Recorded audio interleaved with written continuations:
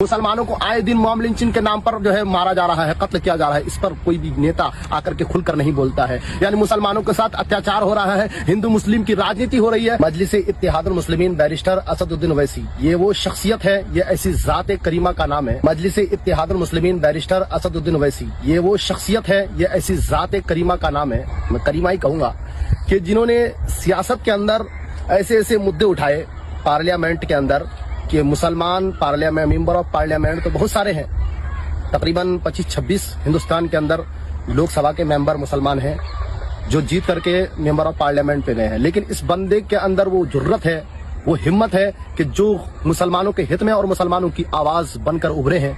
तो मैं सीमांचल के तमाम मुसलमानों को ये अपील करूंगा, मेरे बड़े को भी अपील करूंगा, मुझसे छोटे को भी अपील करूंगा, मेरे भाई दादा जो भी जिस रिश्ते से लगते हैं सबको मैं अपील करूंगा कि इस बार बैरिस्टर असदुद्दीन ओवैसी को वोट देकर उनकी पार्टी को मजबूत बनाइए। क्योंकि बैरिस्टर असदुद्दीन ओवैसी एक ऐसी शख्सियत है जो मुसलमानों के लिए एक बेहतरीन आवाज है।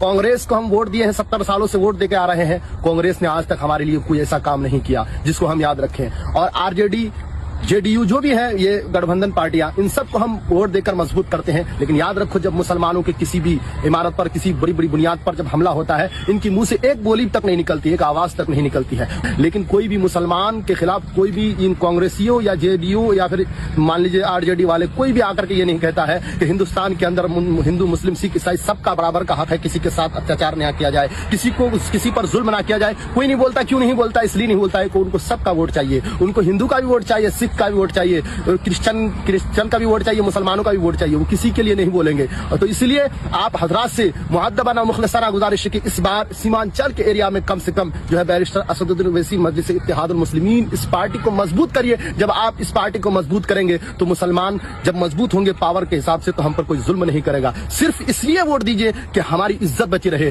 हमारे घर हमारी माँ बहन की इज्जतें बची रहे, हम इज्जत और शान और शौकत के साथ अपने घरों में रह सके, इज्जत के साथ अपनी जिंदगी को गुजार सके। वरना ये आज की राजनीति पूरे हिंदुस्तान के अंदर जो है सिर्फ और सिर्फ जो है धर्म की राजनीति की जा रही है। धर्म के नाम पर लोगों को मारा जा रहा है, धर्म के नाम पर लोगों से वोट लिया जा रहा है। इन नेताओं का काम क्या है? सिर्फ वोट लेकर इनको अपनी मफाद के लिए वोट लेते हैं और सिर्फ जो है टोपी लगा करके लोगों को जो है थोड़े से जो है ये कर देते हैं, लोगों को बहला देते हैं, फुसला देते हैं। जो लोग जो है नासमझ है, जो लोग ज्यादा पढ़े लिखे नहीं है, वो उनके बहकाव में आ जाते हैं। तो अजीज़ान गिरामी, आप हमको अपना हिस्सा चाहिए, मजबूत बनिए और अपने आप को मजबूत बनाइए, अपनी आवाज उठाइए, कम से कम अपने हक के लिए लड़िए। इसलिए आप लोगों से मुअद्दबाना मुखलिसाना गुजारिश है कि मजलिस इत्तेहादुल मुस्लिमीन को आप लोग ज्यादा से ज्यादा 11 तारीख को वोट करें। अस्सलाम वालेकुम रहमतुल्लाहि व बरकातहू।